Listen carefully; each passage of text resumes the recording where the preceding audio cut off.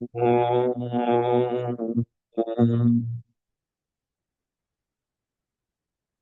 भूर्भुवः स्वः तत्सवितुर्वरेण्यं भर्गो देवस्य धीमहि धियो यो नः प्रचोदयात्। जी प्रणाम। आज की कक्षा क्रम से हम लोग आगे बढ़ेंगे।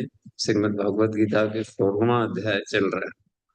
16वां अध्याय का आज का स्लॉट है श्लोक संख्या 7 से लेकर 12 तक। 6 श्लोकों पर हम लोग आज चर्चा करेंगे। तो सबसे पहले हम लोग उसका पद्य शैली में भाष्य किया है गुरुदेव ने, तो उसको पहले हम लोग सुन लें। जी किरण जी। जी बाबूजी प्रणाम, सभी को प्रणाम।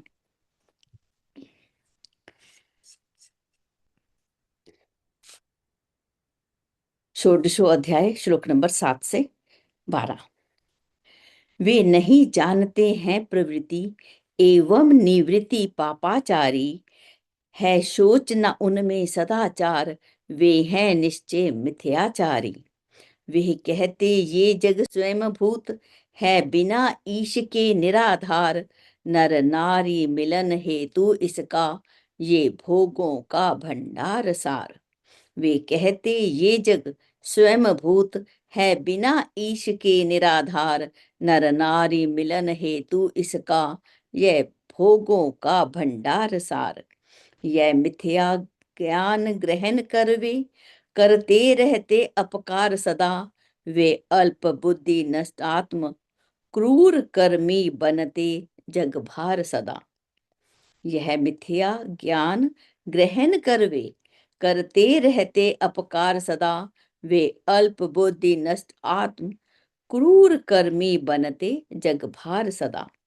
वे दंभ मान मद युक्त हुए, है असत कामनाएं करते, मिथ्या सिद्धांतों को ले वे नित भ्रष्ट कर्म में रत रहते।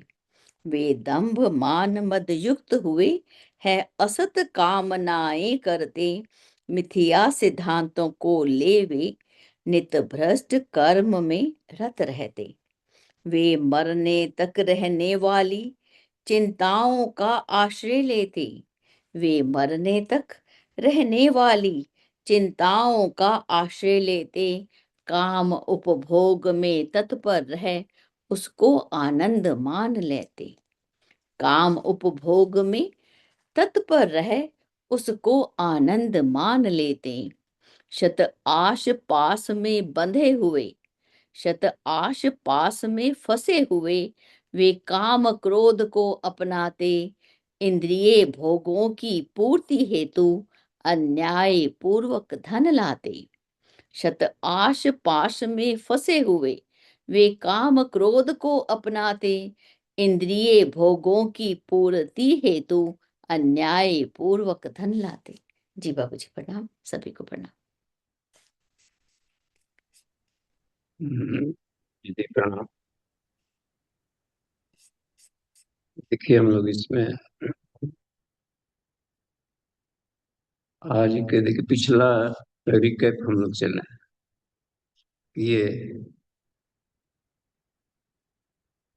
कहाँ तक पिछले शुरुआत से लेकर शुरू के 6 श्लोकों में क्या चर्चा होगी। पहले तो यह बताया, देखिए इस अध्याय का नाम है दैवासुर संपद विभाग योग।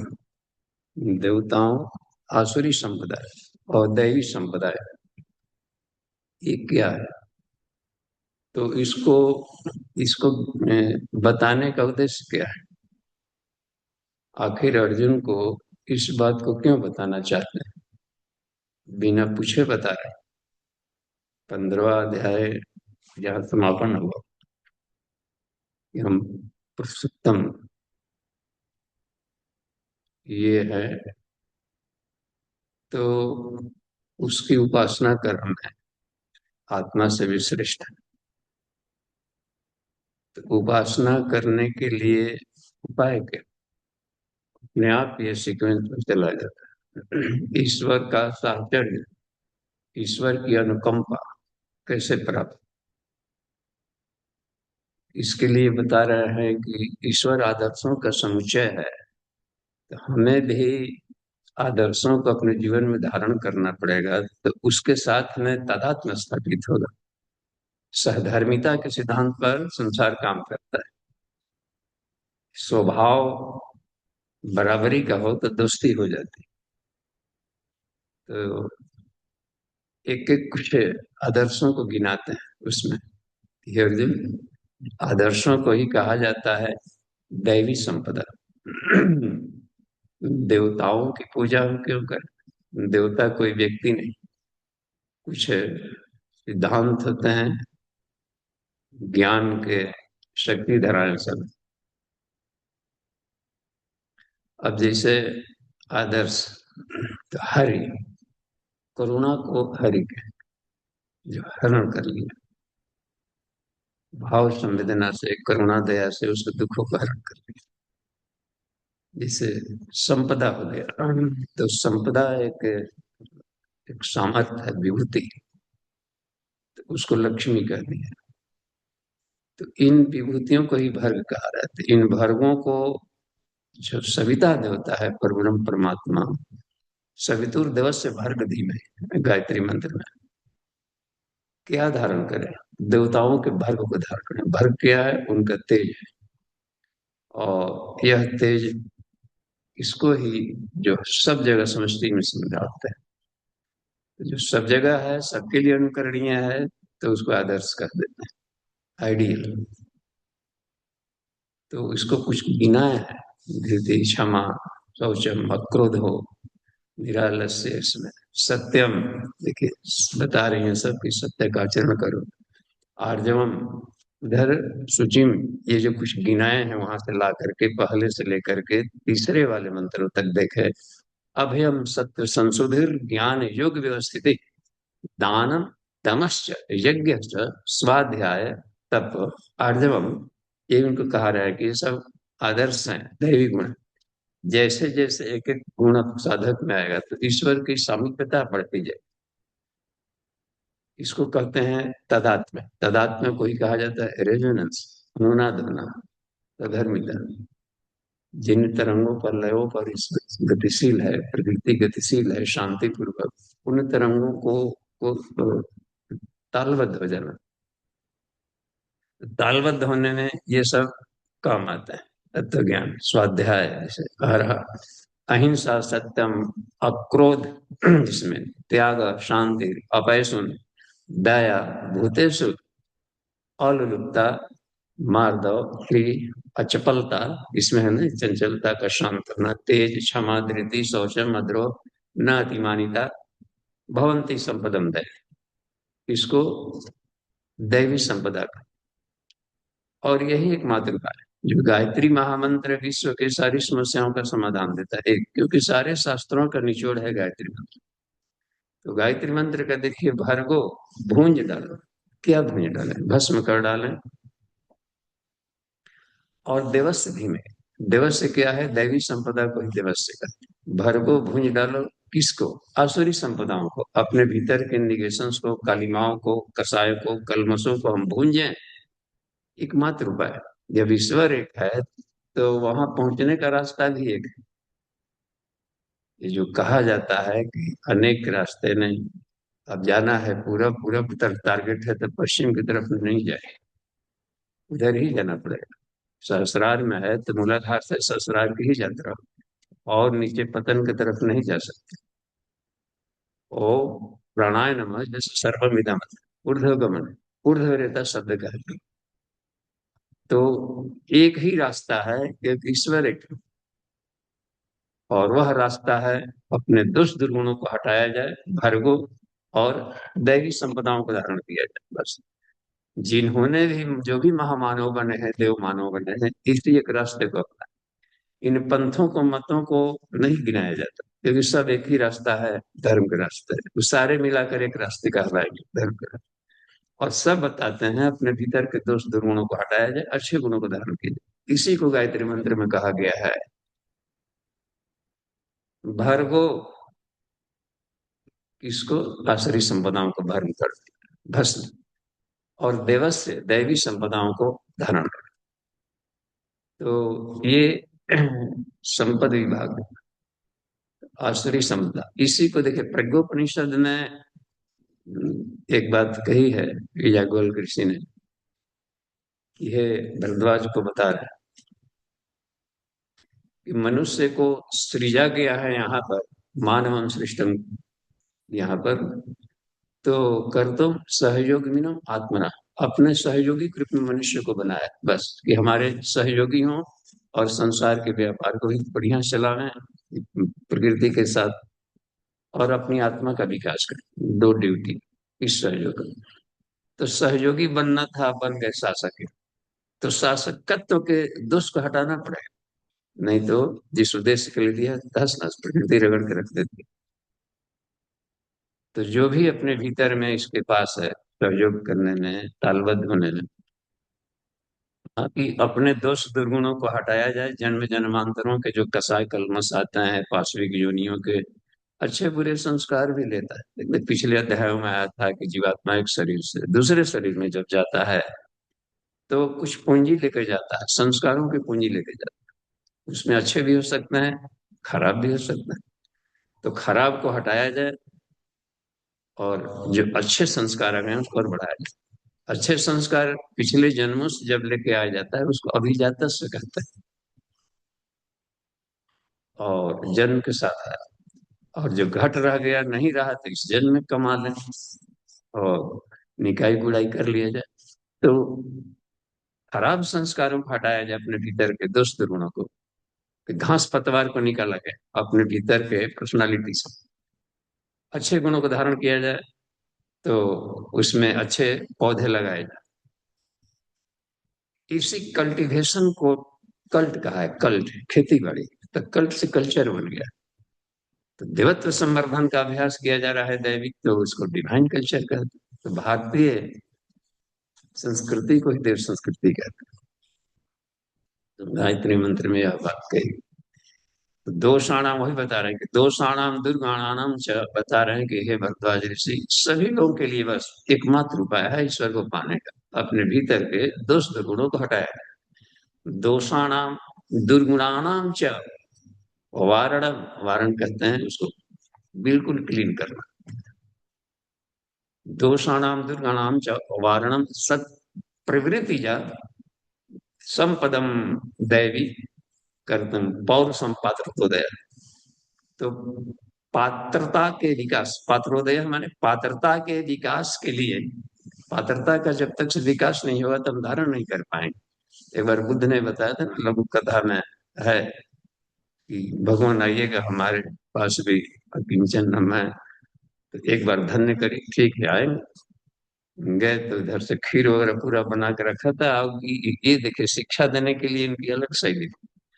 कमंडल में गोबर लेके गए थे, आधा गोबर भर दिए थे, कहा कि इसमें डाल। देखा कि इसमें गोबर, भगवान इसमें तो गोबर है, इसमें तो नहीं डाला। नहीं नहीं डालो इसमें, नहीं इसमें तो डाल, नहीं डालो, सारा खराब हो जाएगा। तो ले गया उनके हाथ से कमंडल, खूब घर में रगड़ रगड़ के साफ किया, सुनता भी था कि बिल्कुल गंगा जल से गुलाब जल से साफ हो करके तब खीर में डाला और चल पड़े।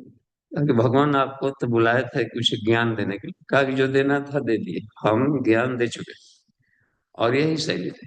जैसे क्या कुछ समझ में नहीं, तो वही बता रहे थे कि सड़े गोबर वाले में भीतर में दैवी संपदा, खीर नहीं डाला तूने।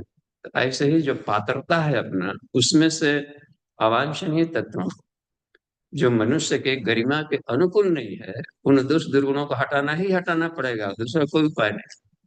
तभी जाकर उसमें डालना। कपड़े रंगने होते हैं तो उसके कीट को पहले सफाई करना पड़ता है, तो सफाई की प्रोसेस को ही तपस्या कहते हैं। और ढलाई जो किया जाता है दैवी संपदा ग्रहण करना, इसको योग कहते हैं। बस तब योग, सफाई किया जाता है अपने भीतर की आसक्ति को, दोष दुर्गुणों को इसमें कर, तो उसको कहेंगे योग। क्लीनिंग चल रहा है, तब गलाई चल रहा है, ढलाई चल, बस यही उपाय। इसी को भर्गो देवस्य धीमहि, ये जो गायत्री मंत्र में कहा। तो दैवी संपदा धारण करें, और इसी को परम पुरुषार्थ कहा गया। पुरुषार्थी हैं तो पुरुष यानी आत्मा के अर्थ में कुछ कर रहे हैं कि नहीं। हम लोग बाहर के क्रियाकलापों को ही केवल पुरुषार्थ में मान लेते हैं। ठीक है, बाल बच्चा को उत्पन्न करना, पढ़ाना लिखाना, तो ये तो पुरुषार्थ। परम पुरुषार्थ नहीं कहा, परम शब्द था ना, परम प्रधानम पुरुषम तथा अन्य। ये आत्मा के हित में आता है कि आत्मा के की को चमकाया कि नहीं चमकाया, देवत्व संबंध। नहीं तो फिर अगला बैलेंस, ऊपरी कक्षा में जाने के लिए शरीर मिला था, फिर भद्द से नीचे गिरा, नीचे वाले योनियों में, या इसी इसी क्लास में दुख कष्टों में पड़े रहे। तो ये कितनी शानदार बात बताई गायत्री मंत्र। और उस सविता को धारण करो जो कि सर्वव्यापी, भूर्भुवः स्वः तत्वरेण्यम सवित, वही उपास्य है बस। सविता के सिवा यहाँ कुछ भी उपास्य नहीं। वर्ण करने योग्य सिर्फ सविता, परम परमात्मा। तीन वर्ण, किसको वर्ण किया जाए? सविता को वर्ण किया जाए, परमात्मा को वर्ण किया जाए। ये ही बता रहे हैं उन्हें, उनको पिछले वाले 15वें में। अब 16वीं बात आ गई तो वर्ण करने के उपाय बता रहे हैं कि दैवी संपदाओं को धारण करना। अच्छा ठीक है, तो उस पर एक एक पर कितना विस्तार से कहे। फिर आगे देखिए, इन्होंने बता रहा है कि आसुरी संपदाएं हैं, किसको क्लीनिंग है। तो जब तक से अपने दोष कुछ गिना रहे हैं, दंभो, दर्पो, अभिमानस्य। देखिए इसमें बता रहे हैं, चौथे वाले में सूत्र में आया था, दंभो दर्पो अभिमानस्य, क्रोध पारुष्यमेव च, अज्ञानम, सारे खुराफात का जड़ अज्ञानता, सारे दुखों का, समस्त दुखों का एकमात्र कारण अज्ञान। ये भी कहीं मिलेगा वाक्य स्वाध्याय क्रम में। तो इसको भी कह रहे हैं कि ये अज्ञानता को तम कहते हैं, कालिमा कहते हैं, अंधेरा, बस उसको हटाया जाए। तो अभिजातस्य पार्थ संपदम, ये अभी मान ली किस जन्म में नहीं है, तो हो सकता है पिछले जन्मों से ढो करके ले आए। लगता भर है कि नए नवजात शिशु हुआ, तो नवजात नहीं है वो, बहुत सारा ज्ञान लेकर के आ रहा है। जन्म न जायते मृत्यु कदाचित, वो सिर्फ नया वस्त्र पहन करके आ गया, लेकिन संस्कार सब लेके आया। नहीं, शूद्रास्तु जन्मनास्तु, गायत्री महाविज्ञान में, एक गायत्री संहिता में है, जन्म से हर कोई अनगढ़ होता है। शूद्रास्तु जन्मना सर्वे, सब किसी घर में किसी खानदान में जन्म। पाश्चात यान्ति द्विजन्मता, बाद में उसको द्विजत्व, एक दूसरे जन्म की प्रक्रिया करनी पड़ती है इस जन्म में। और द्विजत्व प्राप्ति का उपाय है, क्योंकि गायत्री मंत्र द्विजों को लाभ देता है, और द्विजत्व एक संस्कार है। अपने को बिना संस्कारित किए हुए गायत्री मंत्र का लाभ नहीं लिया जा सकता। संसार के आयु प्राणम प्रणाम पशुम कीर्तिम द्रविणम, ये अपने आप बढ़ता है, अपनी पात्रता का विकास कर ले। तो ये है कि पाव मानी द्विजानाम, और द्विज कौन होता है? गायत्री वजना सर्व, इस गायत्री महामंत्र के जो तत्व ज्ञान है और इसके जो क्रियाकलाप बताए, उसको जो साधक धारण करता है। और उपवित से धारणा, दो उपाय, गायत्री और यज्ञोपवीत। यज्ञोपवीत माने सत्कर्म, गायत्री माने सद्ज्ञान। तो सद्ज्ञान और सत्कर्म, बस यही दो है। कमंडल, एक हाथ में कमंडल, एक हाथ में वेद, वेद कमंडल, फोटो बनाए रहा। Method and mode of teaching, प्रारंभिक प्रक्रिया। तो अब यहाँ पर बता रहे हैं कि जो कसाय कलमश ले आ दिया, ये ईश्वर की अनुकंपा में बात है, रुकावट डालेगा। कार्बन लगा हो, छिलका है, कोई तार जो ना, तार वाले आता है बिजली के जोड़ने आता है, छीलते हैं, छवि क्या छील रहा है, तो करंट नहीं फ्लो करेगा। ऊपर से कवर, अज्ञानता के कवर को हटा रहे ये। ततः क्षेत्र प्रकाश आवरण, ये जो प्राणायाम बंद मुद्रा है, पीएमडी के आसन प्राणायाम बंद मुद्रा, आसन प्राणायाम बंद मुद्रा, काहे क्या कर रहा है, इसकी क्या जरूरत पड़ेगी। तो जहां भी शरीर में रोग दुखता, जकड़न था, जो कार्बन लगे हुए थे, कसाय कलमश, इसकी हम सफाई कर रहे हैं। क्लीनिंग प्रोसेस में सब आता है। साधन पाद अष्टांग योग, यह बता रहे हैं कि ये जो छव है, ये छव बहुत खतरनाक है। वाह, ये दर्पो, देखे, दंभो दर्पो अभिमानश्च क्रोध पारुष्यम, इसके इसके कहें कि अभी इसकी हम जानकारी तुमको बताए डिटेल में। अब डिटेल में जानकारी पढ़ा है, अब इसमें पूरा का पूरा ले लिया है, सारा अध्याय ले लिए हैं, इसके साइड इफेक्ट बता। जब तक से हानियां नहीं उसकी पता, असंख्य हानियां, तब तक से उसके तरफ आदमी ध्यान नहीं जाएगा कि अरे इतना घाटा करता है। तो घाटा ही घाटा, वो तो लाभ दिए कि ईश्वर को ही मिला था, आई घाटा ही घाटा, सारा दुख कष्ट। और इसमें छह सबसे खतरनाक दंभ कहा जाता है। देखिए, अब कालिमाओं का देखिए, इसमें अब चर्चाएं चलेगी, इसमें खराब है। दंभ कहा जाता है झूठ मूठ के, फोकस, फोकस में दंभ, छल द्वेष दंभ पाखंड झूठ, है नहीं, दिखावा करना चाहते, पढ़े लिखे है नहीं, पढ़ा लिखा का बनाना चाहते हैं कहीं गए तो कि लोग जाने कि हम आए, और भीतर खोखला बस।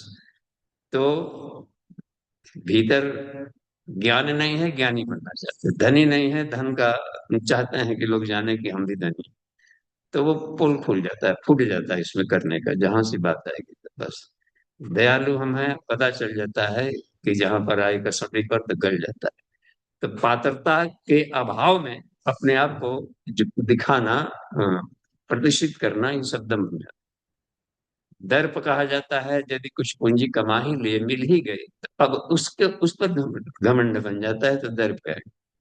जैसे थोड़ी धन आ गया, ये मिल गया, ये नहीं मानते कि ईश्वर कृपा से मिला है, नहीं हमने कमा लिया, अब इसका घमंड में इतना धनी हूं उतना धनी। कितना धनी हो सकते हैं? हर धनी अपने से बड़े वाले धनी की तुलना में छोटा है, कंगाल है। कितना भी, अब थोड़ा सा ज्ञान मिल गया तब ज्ञान अलबला गया, कितना ज्ञानी बने ऋषि, उसके ऊपर उससे बड़ा ऋषि, उसके भीतर ऋषि। जहां भी हम देखते हैं कितनी साधना कर ली, इतने साल बीत गए, और 40 साल से अधिक निकल, लगातार साधना करने में लगातार ज्ञान बढ़ोतरी हो रहा है। तो अपना कभी हम मूल्यांकन जब करने बैठते हैं, तो पता चलता है कि आज भी हम, पहले भी 0 माइल पर थे, आज भी 0 माइल पर। और यह 0 माइल अगली कक्षा के लिए होता है। तो हिम्मत न टूटे कि कोई लाभ नहीं मिला, तब जाके पिछली कक्षा को देखा जाता था, कहाँ थे, कहाँ आ गए। वो तो दिख नहीं रहा था कि कल ए, कुछ कचड़े में बहने वाले तिनके से छान कर गुरु सत्ता ने निकाला, धोया पोछा आगे बढ़ गए। तो ये अंतिम यात्रा नहीं है, इनफाइनाइट यात्रा है। तो हर अगली कक्षा को पास कर गए, इस कक्षा को पास करना, नमय को पास कर गए, तो प्राणमय कोष के लिए 0 माइल पर, प्राणमय कोष भी पास कर गए तो मनोमय कोष के लिए 0 0 माइल पर। बस शुरुआत है अभी, अभी तो एंट्रेंस हुआ है। मनोमय कोष, मन को भी यदि हमने नियंत्रण कर लिया, मान लिया जाए, तो विज्ञानमय कोष के लिए अभी भी 0 माइल। फिर भी आनंदमय कोष आएगा, वहां भी 0 माइल। ये हटा भी लिए, तो फिर रह गया कि अब अपनी आत्मा का कितना इल्यूमिनेशन बढ़ा, आत्मवर्चस्व कितना बढ़ा, और ये फिर इन्फिनाइट है। उसमें कहा गया है सुरासुरपादितम यस्यांतम न विदु, जिसके अंत को नहीं जाना जा सकता। तो यही कहते हैं कि दर्प हमें रुकावट है। मुझे सब कुछ आ गया, मैं तो बहुत कुछ जान गया, एक तरीके से कहिए कि अपनी सेल्फ सुसाइड है, अपने प्रगति के लिए सबसे बड़ा रुकावट है। निरंतर आगे बढ़ते रहे चले, कितना हूँ जानकारी पाले, हर नया जन्म लेने वाला बच्चा इस सृष्टि का नया फूल है बस। उसके सारी आदतें ऐसी है जो किसी किसी के पास नहीं। हर जन्म लेने वाला पौधा, हर पत्तियां जबकि हर साल झड़ जाती है, हर आने वाली पत्ती अब तक से सृष्टि में एक नई। हर नया जन्म वाले बच्चे का अंगूठे का निशान अलग होगा, आंखों की पुतलियां अलग होगी। ये अजूबा नहीं लग रहा है इसमें? अभी उसको पढ़ना बाकी ही रह गया। तो क्या यहाँ पर यह रख दिया कि दर्प शब्द हमें रुकावट डालेगा। अभिमानस्य, ये होता है ज्ञानात्मक, ये होता है चेतनात्मक। ये जो घमंड है संसाधनों के लिए आता है, भौतिक संपदाओं का, इस पर दर्प होता है।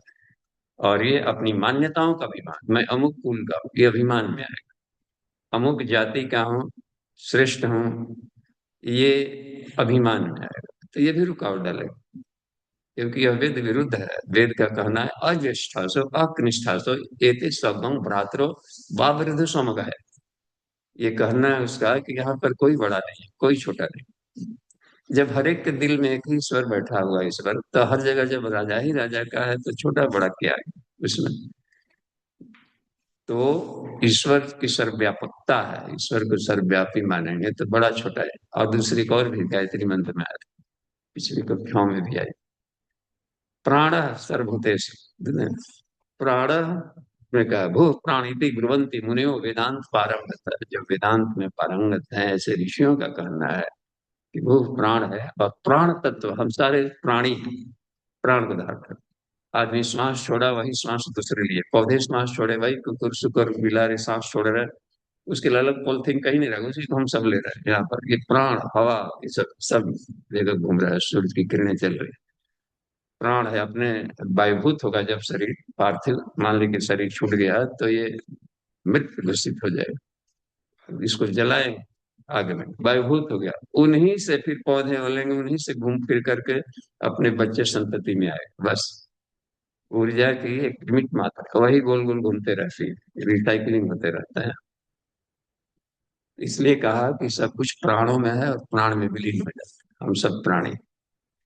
तो ये है इसमें करने का। कुल गोत्र जाति वर्ण नहीं, गोरा हूँ काला हूं या कुछ नहीं, कृष्ण काले थे तो क्या हो गया, वही प्यारे लगे गोपियों के। शिव जी को काले बनाया जाता है, इसलिए बनाया जाता है तब ज्ञान तेरा। यहाँ कोई भी खराब नहीं है, सबसे देखे महादेव ही है। और काला से घृणा करने लगेंगे तो महादेव ही छूट जाए, कृष्ण ही छूट जाए, तो कोई इसमें होता है। तो क्या, तो सबको एक समान जैसे जो बात मनती थी, सब में ईश्वर को देखना। तो कहा कि वर्ण का भी कोई गुमान ना हो, तो वो सारे अभिमान में आ जाए, कुल गोत्र जाति वर्ण आश्रम। मैं इस आश्रम हूँ, संन्यास आश्रम है, अगर तू तो अभी गृहस्थ आश्रम फंसा, मंडन मिश्र और ये क्या हो गया था, ये शंकराचार्य शस्त्रार्थ जब हो रहा था तो अरे मूर्ख भो मूढ़ा, मूर्ख मूर्ख कह के बात कर रहे। तो वो लोग वैदिक शैली में मूर्ख कर, एक को मूर्ख कह रहा था तू गृहस्थ आश्रम में ही है, मैं अमुक आश्रम में पहुंच गया, तू उसी आश्रम पड़ा हो मूर्ख। और वो कह रहा है तू ज्ञान का अहंकार कर रहा है और ये इसकी भर्त्सना कर रहा है, बाल बच्चा उत्पन्न किया नहीं, चल पड़े इनको गृहस्थों को ज्ञान दे, गृहस्थी का अनुभव नहीं। तो ये है कि उसने कर्तृत्व का अहंकार, तो वो आ जाते इसमें, कर्तापन भोक्तापन जो सब आ जाते हैं अभिमान में। कुल गोत्र जाति वर्ण आश्रम और रूपाणी खड भ्रमा, ये छह भ्रम है। तो दिग्भ्रांत वाले हैं तो सत्यता करें। क्रोधी व्यक्ति भी नहीं पा सकते क्योंकि ईश्वर शांता का है। क्रोध से चेतना में चंचलता आती है एक बार, तो वो फिर लहरों में हम नहीं देख सकते ईश्वर। पारुष्यम देखिए इसमें, जिसमें उसमें बात थी ना, वो भार्गव बिहेवियर में खुशट व्यवहार से भी नहीं मिले, क्योंकि संसार मैनर्स पर चलता है और उनके अनुकूल मैनर नहीं होगा तो वो पता नहीं कौन किस बात पर रुष्ट हो जाए, कैसे होता है। तो व्यवहारों के लिए खुचटपन दिक्कत पड़ेगी उसमें। अज्ञानम देखिए ये छठवां जो है, अज्ञानम च अभिजात्य से पार्थ संपदम आसुरी, ये आसुरी संपदा है, कालिमा करती है, आत्मा के तेज को धूमिल करती हैं, इसलिए ईश्वर की अनुकंपा पाने में इनको विलंब है। बस अगले इसमें देखिए और कह रहे हैं कि जो दैवी संपदा थी, दैवी संपद विमोक्षाया, वो दुखों को समाप्त करने की प्रणाली, और ईश्वर को साहचर्य मिलेगा। बस तो उसको कह दिया विमोक्षा। निबंधाया आसुरी मत, और जो आसुरी संपदा है यह बंधनकारी है। सभी तरह के बंधन आएंगे, दुख कष्ट अज्ञानता भी तो इतना, सारे संसार के दुख कष्ट बांध देता है आदमी को, आगे नहीं बढ़ देगा। और वो तो कहाँ जा रहे अब इधर दुख को पले अन्न वस्त्र आवास की। इसमें आगे देखिए इसमें कह रहा है माँ सुचा कि तुम चिंतित मत हो, तुम तो दैवी संपदा लगे। कह रहे हैं कि अब देखिए अब यहाँ पर से शुरू हो रहा है, कंटिन्यूशन में जरूरी, टुकड़े टुकड़े में पढ़ेंगे तो पिछला चेन के साथ लिंक नहीं बैठेगा, तो फिर लगेगा कि कुछ टूटा टूटा सा है। तो ये बात आ गई थी। सातवें वाले में देखिए, आज के जो नए नए श्लोक जो आ रहे हैं, घाटा गिना रहे हैं कि जिनके भीतर में ऐसे मनुष्य, जिनके भीतर में ये आसुरी संपदा है, उसके साइड इफेक्ट देखिए क्या। साइड इफेक्ट देखना है। हमें उस व्यक्ति से घृणा नहीं कर, यहीं पर हम भूल करते हैं, उस व्यक्ति से घृणा करने लगते हैं जिनके भीतर में आसुरी संपदा है। घृणा करनी थी आसुरी संपदाओं से, न कि उस व्यक्ति से। ये गीता का इतना बढ़िया एक मर्म है। ये संकेत करता है कि हमें रोग से घृणा करनी है, रोगी से नहीं। उस पर तो दया आनी चाहिए कि ये आक्रांत है, इस तरीके के वायरस है। वाह। तो देखिए, इसमें घाटा जो गिना रहे हैं ये कृष्ण, ये बात सातवें में, प्रवृत्तिं च निवृत्तिं च, देख, जना न विदु आसुरा, न शौचम नापि चाचारो, न सत्यम तेषु विद्यते। कहा कि जो अफेक्टेड हैं इनसे, इनसे, दंभो दर्पोभिमानस्य क्रोध पारुष्यमेव च अज्ञानम, इसमें से एक भी तत्वों से जो ग्रसित है, हिप्टोनाइज है, अवस्थित है, उन्हें प्रवृत्ति और निवृत्ति की जानकारी नहीं मिलती। प्रवृत्ति च निवृत्ति च, प्रवृत्ति मैंने संसार में कैसे रहना चाहिए, कैसे हमारा मैनर्स और बिहेवियर, ये उसको वो फॉलो अप नहीं कर सकते क्योंकि पेशेंट हैं इनके। और निवृत्ति, इससे छूटने का उपाय कैसे हम, ये आसक्ति है संसार से या दुखों से कैसे निकले, ये भी उनको शैली नहीं मालूम होती। इसलिए कहा कि ऐसे जनाहा जो कि आसुरी संपदाओं से ग्रसित हैं, उनमें देखा जाता है कि वे प्रवृत्ति अब निवृत्ति, संसार में निष्काम कर्म जो उनके पल्ले नहीं है, वो निष्काम कर्म नहीं कर सकते। अब निष्काम कर्म नहीं करेंगे तो हर कर्म बंधनकारी बनेगा, फिर और पाप पुण्य का कारण बनेगा। कुछ भी यज्ञ तप दान विधि विधान संकल्प बंधा, वो भी बंधनकारी हो जाएगा। निवृत्ति चाहे भी नहीं जानते। न शौचम, ये क्या शुद्धि अशुद्धि होता है, इसके, इस पर भी क्या शुद्धि, काहे का न काहे का, इसको फिर नहीं देखते हैं। गलियों में चलिए तो कहीं कहीं मिल जाता है, या दुकानों पर कहीं चलते समय कि आगे दुकान है तो आगे सब कचड़े कचड़े। और किसी किसी दुकानदार को देखा जाता है कि अपना भी साफ कर लिया जाता है और बाहर भी थोड़ा सा कुछ दूरी तक साफ करके पानी, वहां पर कितना स्वच्छता में एक देवत्व है। तो ये भी नहीं, घर का कूड़ा बाहर करके सामने ही बाहर, तो वक्त फिर धूल कड़ाएगा, अपने ऊपर आएगा। तो थोड़ी सी सराउंडिंग से, सूर्य केवल अपने तक प्रकाश नहीं देता है, थोड़ा सराउंडिंग तक बाहर भी फेंकता है। तो ये बहिरंग तक नहीं, अपना लाभ मिल गया, अपना भी सूची पर, शौच पर ध्यान नहीं देते। बाह्याभ्यंतर शुचि से मतलब है न चपी चाचारो, चाचारो मैंने आचार, किसी भी तरह के आचरण का उनको, उनसे अपेक्षा न रखें। ऐसे लोगों से हम अपेक्षा न रखें कि हमारे साथ ऐसा व्यवहार करें, बस। तो न सत्यम तेषु विद्यते, और वे, उन्हें सत्य की भी जानकारी नहीं, सत्यनिष्ठ सत्य आचरण नहीं कर सकते। आया था ना पिछले में, सत्य बहुत एक गूढ़ चीज होता है। सत्यम बदा सत्यम चरा, सत्यम बदा सुन धर्मम चरा। तो सत्य जो लिखा है उसमें बताया गया था, उसमें प्रज्ञोपनिषद में बताया है कि केवल जैसा देखा गया बोला गया उसको सत्य नहीं कहते हैं। बहुत छोटी और होंडी परिभाषा है, बहुत बड़ा वो मोटी परिभाषा। सत्यम यथार्थ है, एब्सोल्यूट ट्रूथ को ही सिर्फ सत्य कहते हैं। और भी कहा कि श्रेय भावना, देखिए भावना अलग है, भावना यदि कल्याणकारी हो किसी के प्रति तो भी सत्य है। और उसमें सद्भाव भरिता श्रेय, एक तीसरे वैरायटी का बताया मैनर्स क्रम में, सद्भाव भरिता श्रेय साधना ही च कर्म, हमारे बिहेवियर में मान लीजिए व्यवहार संसार से कर रहे हैं, लेकिन भावना यदि उसकी अच्छी है, उसको कल्याण के लिए किया जा रहा है, तो जो कोई उसके बोले हुए वचन और किए हुए कर्म सभी सत्य मनाते हैं। तो देखिए, स्त्रीय भावना को अधिक महत्व दे रहा है संसार में, इन भावनाओं से संसार बना है सारा, ये भावना विज्ञान से बना है।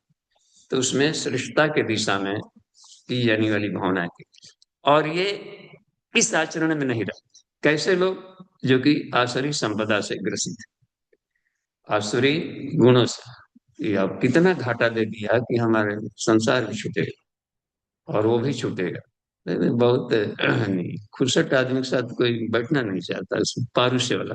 क्रोधी आदमी से भी बहुत दूर आदमी रहता है। अरे पता नहीं कब क्या दुर्वासा भी चले जाते थे, हालांकि दुर्वासा ऋषि, फिर भी उनका क्रोध पर नियंत्रण नहीं था। तो पिपलाद ऋषि ने उनको समझाया है कि आप ऑपरेशन करिए, ठीक है, लेकिन ऑपरेशन में आप कभी कभी खुद का ही ऑपरेशन कर डालते हैं, हमारे क्रोध में आपने भी आग लग जाता। तो उनका चूंकि विभाग ही था, उनका उनका सुरक्षा विभाग था, तो उसमें बात आ जाती थी, लेकिन उसमें आ जाती थी। पता नहीं कौन किस बात पर कब फिसला जाए, अरे उधर आ रहा है दुर्वासा। तो घुलनशीलता में दिक्कत पड़ती है कहीं ना कहीं उसमें आदमी। तो ऑपरेशन किए रहे, मातृवत ऑपरेशन कर, राम ने भी, कृष्ण ने भी वही, कृष्ण ने ऑपरेशन प्रक्रिया किए तो दया के भाव से किए। शिव जी भी हैं, पूजे जाते, हे रुद्र आपके क्रोध को प्रणाम। देखिए शिव जी कह रहे हैं। तो उसमें रह गई बात में। तो मन्युआत्मक यहाँ पर ये बता रहे हैं कि वो अचन्नत्यसु सत्यम, वो सत्य का आचरण नहीं कर सकते, दूसरे के कल्याण की भावना से आ ही नहीं सकती। उनको देखिए कि इसमें कि अगला अर्थ देखिए इसमें, असत्यम प्रतिष्ठन्ते, जो असत्य में प्रतिष्ठित हो, यानी कि ये एक भी आचरण उनमें नहीं रहे सत्यनिष्ठा वाला। न तो श्रेय भावना से किसी के प्रति भावनाएं भी होगी तो दूषित भावना रहे हो सकती है उस व्यक्ति का किसी के प्रति, अपने प्रति रख सकते हैं, लेकिन दूसरे के प्रति विकृत दृष्टिकोण, विकृत विचार, विकृत दृष्टि और ये अकल्याण के भाव इसमें आ सकते हैं। तो और भी देखिए क्या साइड इफेक्ट है। असत्यम प्रतिष्ठम थे, असत्यम अप्रतिष्ठम, जो सत्य में आश्रित न हो या अप्रतिष्ठित हो इसमें, तो सत्यनिष्ठ जो नहीं हो और सत्य में जो प्रतिष्ठित नहीं है, सत्याचरण निष्ठ नहीं है, ते जगत आहुर और ईश्वरम, वो संसार में वो ईश्वर को मानते ही नहीं। ईश्वर पे वे, ईश्वर क्या, ईश्वर कहाँ दिख रहे, दिखाइए तो हमको साबित करके बताइए कि प्रयोगशाला प्रज्ञालीन ईश्वर होता है। अब ये तो दिक्कत है, सूक्ष्म को कैसे साबित किया जाए। जो दिखता रहता पार्टिकल फिजिक्स के द्वारा तो हम पा सकते हैं, लेकिन जहां पर पदार्थ जगत की सत्ता ही समाप्त हो जाती है, जो आकाश से भी सूक्ष्म हो, जो सर्वव्यापी, वही छोटे दायरे में रहेगा तब कहीं से पकड़ के देखो, ईश्वर चिमटा से पकड़ के।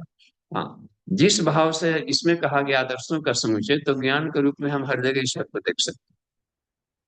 लेकिन ये इस तरीके का जो ज्ञानात्मक नहीं है, आसुरी संपदा में अज्ञानता भी, अज्ञानी हाँ जो सही सही जानकारी नहीं है संसार का तत्व ज्ञान, तो वो ईश्वर को नहीं माने। और इनको मनवाने से भी अब माथा खराब होगा, क्यों, इनके इनको मंगवाओ, पहले इनके रोग ठीक किया जाए, तो रोग ठीक होते ही खुद ही उनको पूछने की जरूरत ही नहीं पड़ती। तब करो, तब करो, तब करो। सत्य को जानना चाहते थे भृगु, तो गए अपने, तो उसमें तो वरुण ने कहा तो तब करो।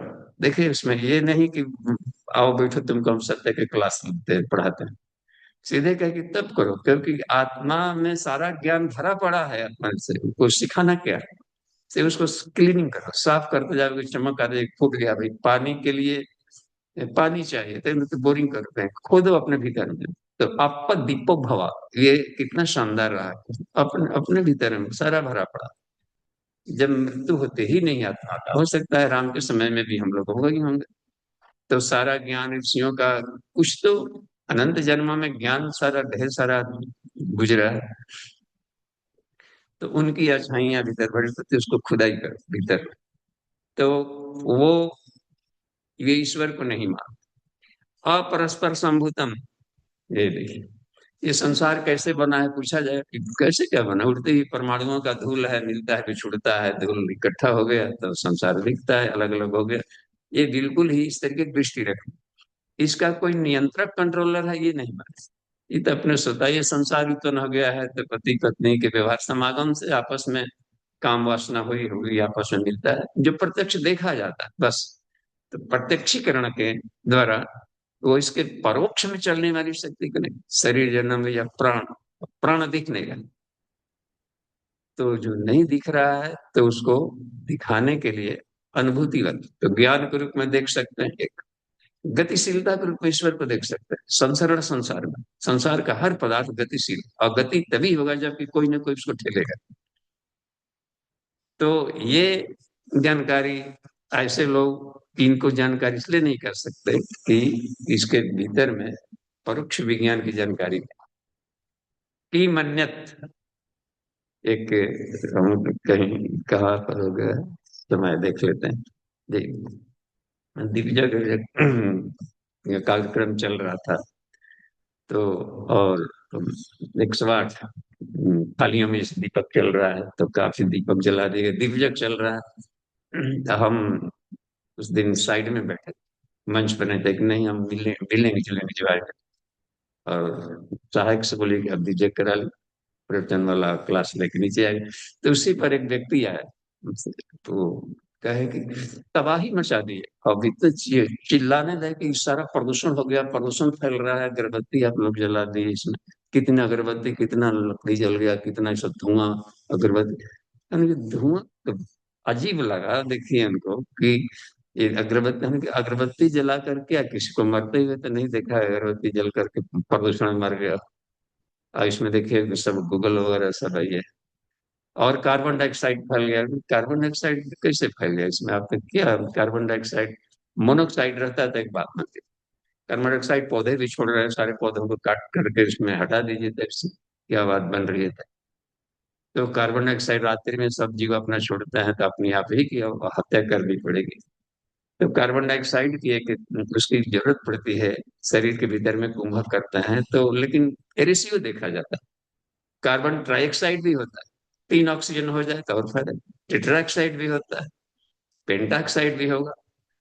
तो अब उसमें आ जाएगा ओजोन लेयर में, तो ऑक्सीजन की मात्रा बढ़ती है, जो बहुत वोलाटाइल सब्सटेंस जलाए जाते हैं यज्ञों में, तो उसमें औषधीय गुण होता है। अगरबत्ती की ये कैंडल जला लिया, मोमबत्ती, अब देखिए इसमें कोई बच्चे प्रैक्टिकल आप करिए घर में, कैंडल जल रही हो, उसको बुझा देंगे, तो उसको बुझते ही एक धुआं निकलता है। वो धुआं कार्बन डाइऑक्साइड नहीं है, कुछ दूर से ही माचिस जलाएंगे तो ऊपर है पकड़ लेगा, इसका मतलब खुद ज्वलन सा हाइड्रोजन सा निकलता है, कोई ज्वलनशील गैस निकल रहा है। तो हर एक चीजों को हम हानिकारक नहीं है, गैसियस प्रोसेस से दिया जाता है। देखते इस इनहेलर देते हैं डॉक्टर लोग, ये अभी एलोपैथ में कभी कभी जाम है इधर तो भेज देते हैं कि नेबुलाइजर, वो क्या है, भाप देता है, उसमें डाल देता है और भाप दे करके तुरंत क्लीनिंग करके निकाल देता है। तो सारे गैस हानिकारक नहीं होते इसमें, इसमें भाप के द्वारा स्टीम बाथ करने पड़ते हैं, ये सब आयुर्वेद वगैरह में। तो एक है जिनको पूरी जानकारी नहीं है तत्व दृष्टि का, तो ये कह रहे थे इस सबका कि ये सब है, कुछ नहीं, बेकार ही लोग ये जला लेते हैं। ईश्वर है, और काम के द्वारा पति पत्नी के साहचर्य से नर मिले हैं, संसार बढ़ता है, बस ईश्वर नाम की कोई वस्तु नहीं। असत्यम अप्रतिष्ठम, चूंकि वो सत्य है, इसका एब्सोल्यूट ट्रूथ, पीछे का साइंस नहीं जानते, परा साइंस नहीं जानते, इसलिए इसे बोल रहे हैं। तो उनको बैठा करके पढ़ाएंगे तो माथा कटेगा, लेकिन साधना में प्रवृत्त कर दिया जाए, कसाय कलमश का इनको हटाने का, खुद ही प्रकट हो जाता है इसमें कि बहुत कुंडलिनी जागरण के प्रोसेस इसलिए होता है इसमें। अब देखा जाए कि काम वासना से कामुक व्यक्ति काम वासना से उत्प्रोत हो, इसमें काम है, देखो आगे आएगा, देखिए ये इसको हम लोग देख लेते हैं, ये कौन वाला था, असत्यम 8वां, की मन्यत, शिष्य क्या है, 9वां वाले सूत्र को देखिए, एताम दृष्टि अवस्तभ्य, एताम दृष्टि, ऐसा दृष्टिकोण जिनके पास है, इनका जो सहारा लिया है नष्ट आत्मा, यानी उनकी अपनी पर्सनालिटी को ही नष्ट कर रहा है, आत्मा के ही को स्वीकार नहीं कर रहा है। क्या है इसमें, अल्प बुद्धया, उनकी बुद्धि ही अपने आप की जो थॉट प्रोसेसन की बुद्धि है, अल्प बुद्धि यानी क्या सही है क्या गलत है, क्या करने है क्या करना है, क्या सत्य है क्या सत्य है, प्रज्ञा बुद्धि, सत असत विवेचनी बुद्धि को यहाँ पर लिया गया, वो कम हो जाती है, वो एब्सोल्यूट ट्रुथ को नहीं जान पाते इस दृष्टिकोण में। प्रभवंती उग्र कर्माणम, ये सिर्फ उग्र कर्म में प्रवृत्त होते रहते हैं। छाया जगत यानी प्राणियों के लिए, संसार के लिए वो नष्ट का ही कारण बनेगा। ड्यू रिस्पेक्ट नहीं किसी का कर सकते हो। जगत तो मोहिता, इस जगत का, जगत तो अहिता, अहित करने वाले होंगे। तो ऐसे चेतना से ग्रसित व्यक्ति इस तरीके के जो आसुरी संपदाओं के जो कीटाणु जिनमें प्रवेश कर गया है, ऐसे व्यक्ति इस तरीके के बिहेवियर कर सकते हैं जिनमें रोगों के लक्षण, सिम्टम होते हैं कुछ रोगों के लक्षण। तो ऐसे यदि किसी का व्यवहार देखें तो हमें दया आनी चाहिए कि इनके भीतर में इस तरह के वायरस आ गए मांग के, और ये आसुरी संपदाओं से व्यक्ति ग्रसित है। तो उनका इलाज कोई आध्यात्मिक डॉक्टर ही करेगा, जो पंचकोश वाला डॉक्टर है, चिकित्सक, जो कि विज्ञान में कोश को भी पार करना जानता है, कैसे इसके लेयर्स ऊपर उठाना, वो उस तरीके के क्लीनिंग के लिए साधना पद्धति उनको बताएगा कि कैसे इस कालिमा को हटाया जाए। तो ऋषियों ने देखा कि जो काम वासना से ग्रसित है, उठते पड़ते भूत की तरह सवार है, उनको कुंडलिनी जागरण में रुद्र ग्रंथि को सफाई करके दिखाया कि इसको अश्विनी मुद्रा से तुम क्या करो कि इसमें स्वादिष्ठान और मूलाधार, इन दोनों के जो कंबाइंड है, गुच्छम गुच्छा, उसकी उसकी क्लीनिंग करें। तो पाया कि इनको क्लीनिंग करते ही उसके जो काम वासना थे उसमें ऊर्ध्वगमन शुरू हो गया, ऊपर की तरफ, इन मुद्राओं से। तो अब उसको आसान पड़ गया। इसलिए साधन पाद जरूरी था। समाधि पाद में पतंजलि ने कोशिश किया है कि हम ज्ञान से समझा कर केवल काम लें, देखा कि बहुत रेयर असर पड़ रहा। तब साधन पाद बाध्यता है, यम नियम आसन प्राणायाम प्रत्याहार रगड़ रगाड़ कर कुछ तो काई कुछ पढ़ाया जाए। तो इसलिए इन लोगों के अब उसमें भरगो आगे चल कर देखिए जगत के नाश के लिए होते हैं। 10वां 11वां 12वां 3 श्लोक और देख लें हम लोग। कामम आश्रित्य दुष्पुरम, वाह, दुष्पुरम इस्त कामम आश्रित्य दुष्पुरम दंभमानम, दंभमान मदान्विता। देखिए इसे, दंभ मान मदान्विता, मोहाद गृहीत्वा असद ग्राहन प्रबंधते शुचिव्रता। इसमें कह रहे हैं कामम आश्रित्य दुष्पूरम दंभमान मदन्विता, मोहात गृहीत्वा असद ग्रहण प्रबंधते अशुचिव्रता। मोहात गृहीत्वा असद ग्रहण, ये बता रहे हैं शुद्ध कामम आश्रित्य दुष्पूरम, उनकी इतनी कामनाएं बढ़ी चढ़ी होती है ऐसे लोगों। देखिए इसमें जो काम क्रोध या छल दंभ द्वेष होता है, इतना इतनी उनकी बड़ी चढ़ी कामनाएं होती है कि अपूरणीय, दुष्पूरम माने अपूरणीय, जिनको पूरा नहीं किया जा सकता। बढ़ी चढ़ी कामनाएं, तो सपना शेख चिली वाला सपना, शेख चिली टाइप के सपने उनके होते हैं। काम धाम करेंगे नहीं उसका पाने के लिए, लेकिन सपना ही सपना केवल बैठ करके देखते रहेंगे। भावी योजना है, प्लानिंग बड़े बड़े बढ़ा चढ़ा सा रहता है, ऐसा होगा ऐसा। क्यों? क्योंकि वो दंभ कर चुके हैं। दंभ पहले से बता चुके हैं कि मैं ये कसबला हूँ, ऐसा हूँ ऐसा हूँ, मेरा ये सब है, आप जानते नहीं। अब सब हाँकना कहते हैं ना, हाँ का है सब। अब हाँ का है तब उसको फिर मिले मत लोग आकर देखे, मतलब उसको पूरा करने के लिए पूरी नहीं होता है। इतना बढ़ चढ़ के अपने को बड़वारगी कर रही है दिल्ली में। मान अब चाहते हैं कि ऐसा ही मान हमको मिले, हमको भी इज्जत उसी तरीके के मिले।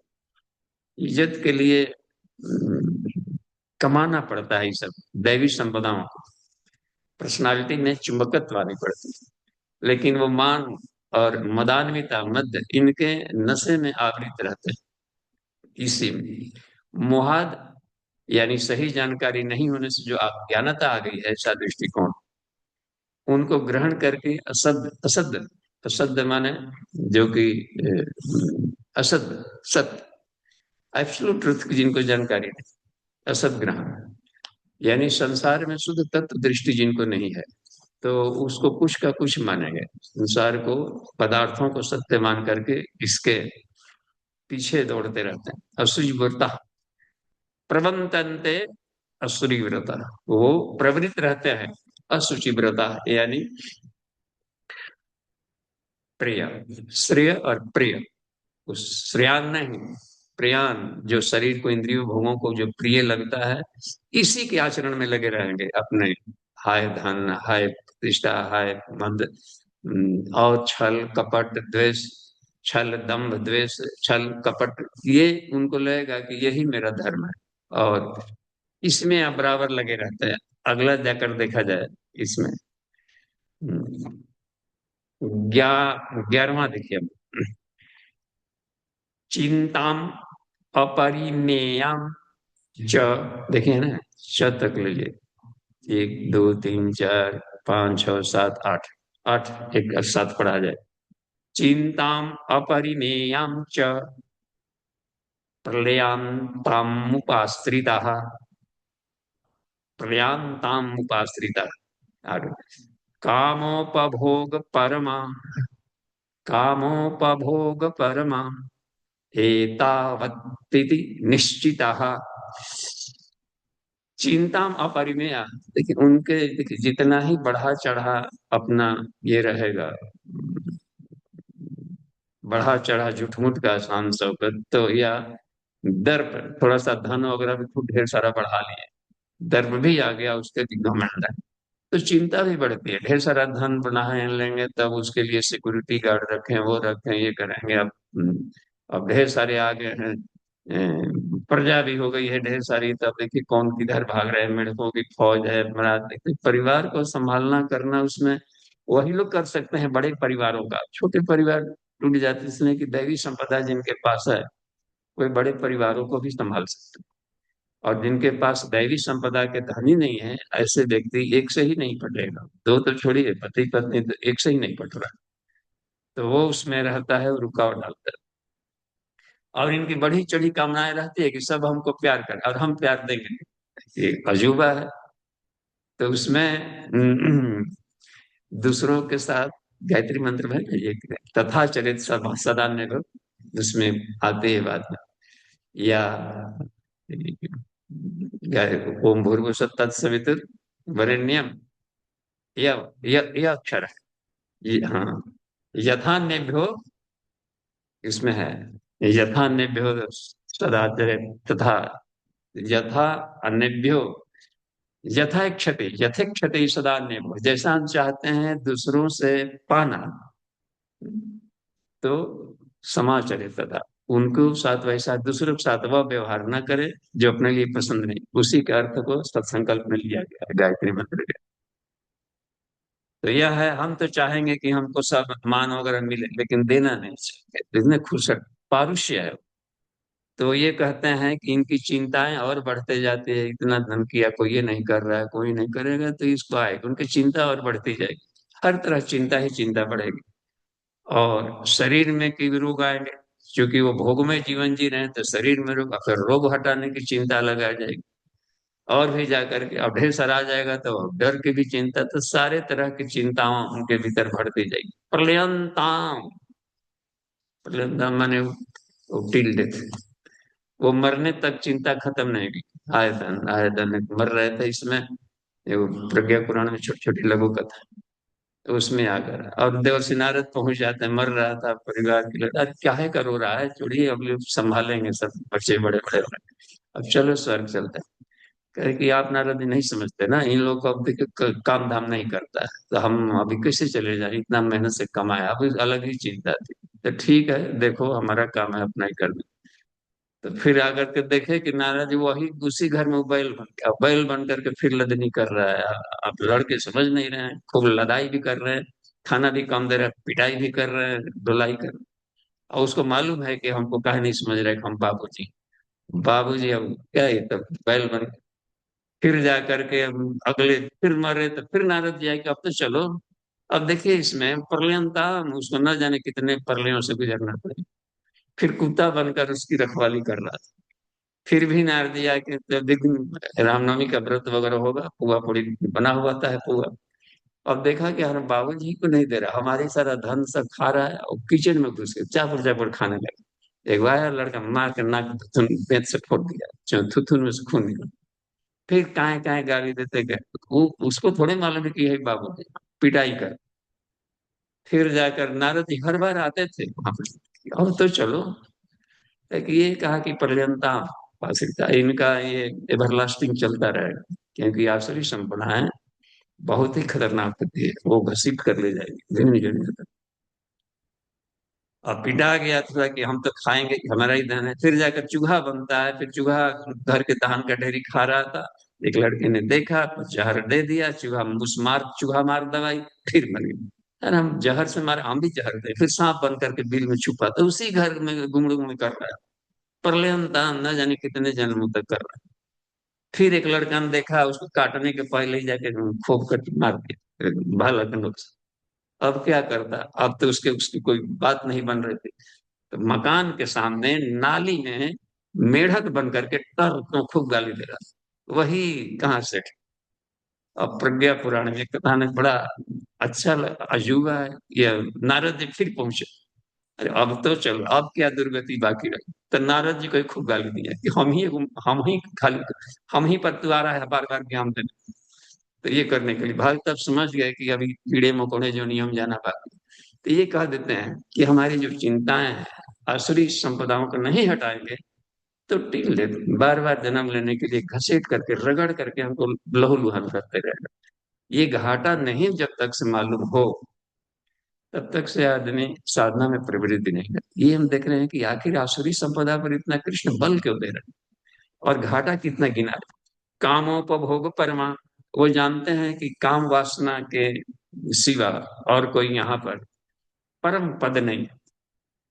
एतावदिति निश्चिता, इस तरीके से विषय वासना में भोग से बढ़िया इससे अधिक सुख सृष्टि में नहीं। शरीर सुख के लिए धन कमाना, और शरीर सुख के लिए ये सब है। देखिए अगला 12वां वाला श्लोक इसी में आ रहा है, अंतिम आज का। इसमें क्या बता रहे हैं, आशा पाश सतैर्बद्धा, वाह, उनकी एक्सपेक्टेशन इतने रहता है, इतने तरह की आशाएं पाल रखे हैं सारे, और हर आशा बंधनकारी। एक ही अपेक्षा बहुत कष्ट देता है। इसलिए निराशी भव निर्मम भव, जो बात कही गई, अपना काम है कि उनके लिए ड्यू रेस्पेक्ट दे, ड्यू अपना ड्यूटी कर दिया गया। बदले में अपेक्षा जो रखा जाता है, और अपेक्षा इसलिए दुख बनता है, अपेक्षा रखा जाए लेकिन उस पर इतना न चिपका लिया जाए कि यदि वैसा नहीं हुआ तो टूट जाएगा। तो अपना काम है कि हम अपनी सारी बुद्धि और सारी क्षमता उसमें लगा दें, डिटरमिन के लिए। लेकिन इनकी आशा तरह तरह का रहता है, इनकी आशा और विषय सुख धन दौलत इतना सपना देखे हैं कि वो अतृप्त। काम है क्रोध परायण, काम और क्रोध के परायण व्यक्ति इहन्ते बराबर वो लगे रहते हैं। काम भोगार्थम, कैसे शरीर सुख अधिक मिले, शरीर सुख के लिए सारा प्लानिंग, सारा कमाई, सारा धन अधिक कमा लें, पीढ़ी दर पीढ़ी ये सुख खत्म न हो, आंख के सामने छूटेगा सब गुजारे। इनकी चिंता उनको नहीं है, वो भले हाय करते जाएं। काम भोगार्थम अन्याय न अर्थ संचय, देखिए विशेष सुख, अपने शारीरिक सुख धन सुख भविष्य के लिए इतना संचय करते हैं। और संचय कैसे करेंगे, वो ऐसा व्यक्ति अन्याय अन्याय पूर्वक धन जमा लूट कर खसोट करके डकैती करके मार करके घुसखोरी करके कैसे उस तरीके से, अपना तो अपना है ही, उसका भी अपना है, ये हड़प है, इस तरीके से अनीति का रास्ता अपना सकता है धन का संचय करने के लिए। यह बता रहे हैं। ये आज के श्लोकों के यहीं पर विराम देंगे।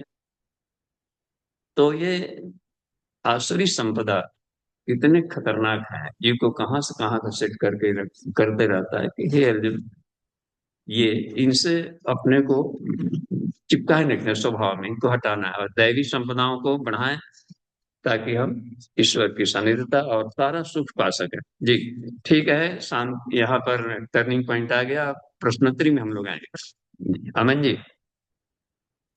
जी बाबू जी। तो इसमें एक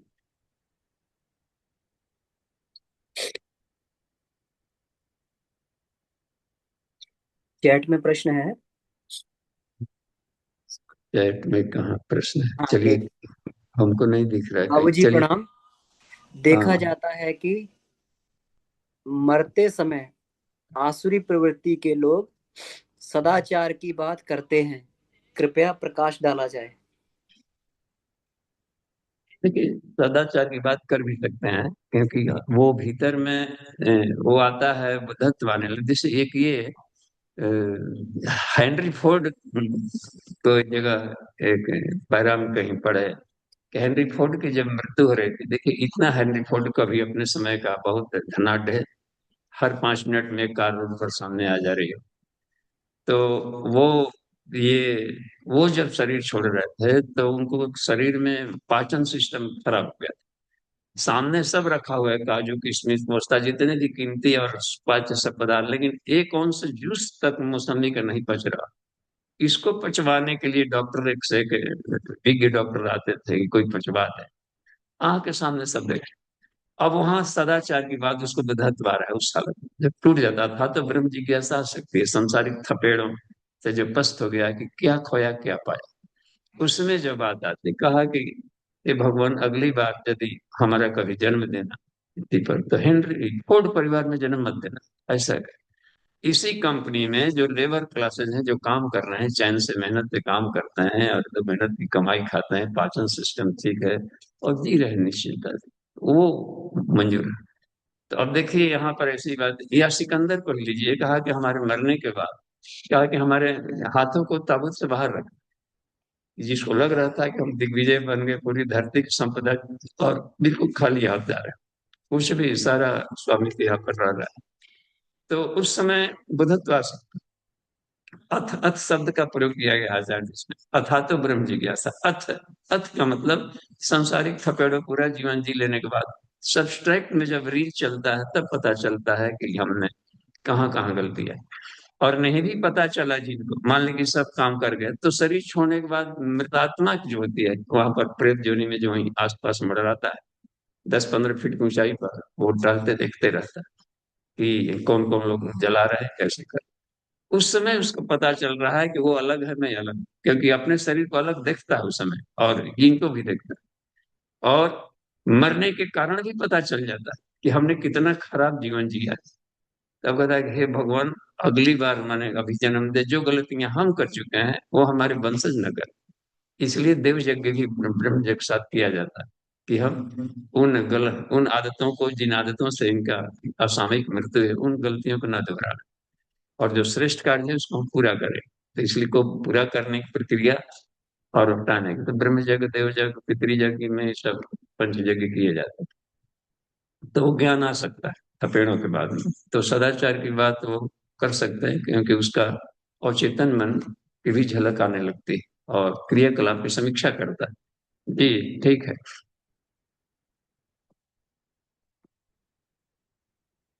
जी जी बाबू जी। तो इसमें अपना हैंड रेस, हाँ इनका, सुशील कुमार जी का हैंड रेस है।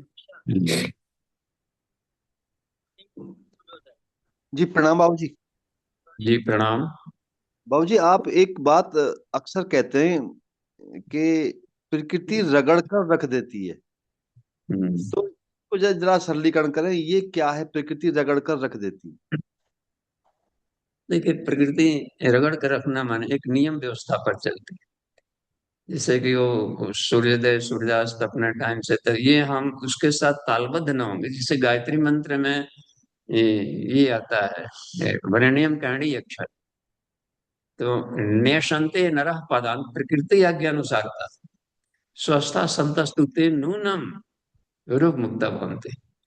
इसलिए कहते हैं उसमें करने का कि जो मनुष्य प्रकृति के नियमों के अनुसार तालबद्ध होकर के चलते हैं, तो उसमें एक रहता है कि इतना लेट से अधिक हम इतना बजे तक खाना खा लेंगे तो बात बनेगा। रात को आधा रात को कोई खा लिया, कभी कुछ खा लिया, कभी कभी उठ पड़े, कभी उठ चलना, कभी दिन चढ़े तक सोना। प्रकृति के एक सारा प्रकृति के नियम अनुशासन में चलता है। हर व्यक्ति में दोहरा नियम चलता है। एक तो होता है कि हम, हमारा शरीर नेचर से भी जुड़ा हुआ है, और आत्मा भी भीतर है, तो ईश्वर के उद्दूत है इसमें कर। तो यदि हम ईशानुशासन में नहीं रहेंगे तभी हम दंड में मिलेंगे। और शरीर है, प्रकृति के नियमों का पालन नहीं करेंगे कि कब पानी पीना है, कब इकतना है, कितना देर तक सोना है, जगना है, तो इन नियमों का भी तालबद्ध ना होंगे तो प्रकृति हम तरह तरह के रोगों से रगड़ कर असमय मृत्यु हो जाएगी। क्योंकि यहाँ पर एक करंट दौड़ रहा है लहर के रूप में, वो हमको झटके मारेंगे। ये होता है। खुद भी देखा जा सकता है कि आवश्यकता से अधिक ओवर डाइट खा लें तो शरीर के हार्मफुल करने वाली चीजों को खा लें तो तभी परेशानी आती है। ये नेचर बात बनती है। और भी मन प्रकृति में आता है, मन बुद्धि चित्त अहंकार। और उसका क्या है, उसके अनुसार ज्ञान इंद्रियां का नियंत्रण में ना हो। मन है कहीं भाग रहा है, ज्ञान इंद्रियां कहीं भाग रही है, कर्मेंद्रियां कुछ भी कर रहे तो भीतर ही गमा चौकड़ी मनी अंतर्द्वंद में रोग होगा भीतर। निगेटिव थॉट है अननेचुरल, और अननेचुरल थॉट से फिर सारे हार्मोनल सिस्टम ऐसे बिगड़ रहा है। तो बाहर भी नेचर का हमें रिस्पेक्ट देना पड़ता है। प्रदूषण कर दिए प्रकृति में और आवश्यकता से अधिक प्लांटेशन काट दिए तो फिर प्रकृति दंड देगी, तरह तरह के उसमें आ जाएंगे, पॉल्यूशन आएंगे। सेटेलाइट फेंक रहे हैं तो ओजोन लेयर उसका उसका रक्षा कवच फाड़ दिए तो प्रकृति घातक किरणें आ करके वो भी नीचे की चीजें और नष्ट कर डालेंगे। तो ये कहा जाता है कि प्रकृति एक नियम व्यवस्था पर चल रही है, उसके साथ तालबद्ध होकर चलने को धर्म कहते जी बाबूजी जी। हैं। जी प्रणाम। जी धन्यवाद।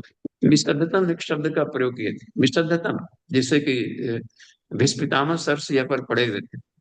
तो कृष्ण बोले कि देखो एक ज्ञान ज्ञान जा रहा है हाथ से, ज्ञान निकल रहा है, तू लोग कौरवों पांडवों तू लाभ ले लो। एक अथाह ज्ञान तुम लोग के हाथ से निकल के जा रहा है, तो जाते जाते कुछ सीखना है तो कुछ सीख लो इनसे। तो शाम को आकर के वो द्वेष भाव हटाकर अपने अपने ढंग के प्रश्नोत्तरी का सोल्यूशन ले। तो पूछे थे धर्मराज एक दिन, हे पितामह यह धर्म क्या है, धर्म है क्या चीज, कहाँ से आता है, किसने बना दिया, क्या बात है। तो कोयम धर्मः कुतो धर्मः, उन्होंने एक सूत्र दिया था विशुद्धतम। विशुद्धतम का अर्थ को स्पष्ट किया है ऋषियों ने कि ये सारे सृष्टि ऋषि लोग होते हैं, वे अपने निर्विष समाधि में जा करके संसार को देखते हैं कि संसार किन नियमों पर चल रहा है।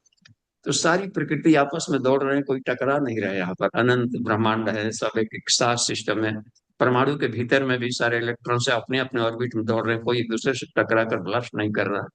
तो जिन नियमों पर प्रकृति चल रही है उनके सापेक्ष में, उनके परिप्रेक्ष्य में यदि मनुष्य अपनी आचरण संहिता बना ले तो सुख और शांति में जीवन जीने का सबसे बड़ा ये है, आधार है। तो इसी को पालन करने को धर्म कहते हैं। और यह गुणमति प्रबोधन, यह गुण मस्तिष्कों द्वारा ही जाना जाता है। तो ये उन्होंने बताया, शानदार वैज्ञानिक परिभाषा उसमें दिया। जी धन्यवाद। नेक्स्ट अमन जी। भूपेंद्र जी। जी गुरुजी प्रणाम। जी प्रणाम। गुरुजी जैसे अभी जो 15वां अध्याय था उसमें उसमें भगवान कृष्ण कहते हैं कि सब कुछ मैं ही करता हूँ, सब कुछ मैं हम्म, ही हूँ, सब अपने आप को बताया। और यहाँ अब 16वें अध्याय में उन्होंने अपने ये देव और असुर को अलग कर दिया कि मैं असुर को मारता हूँ।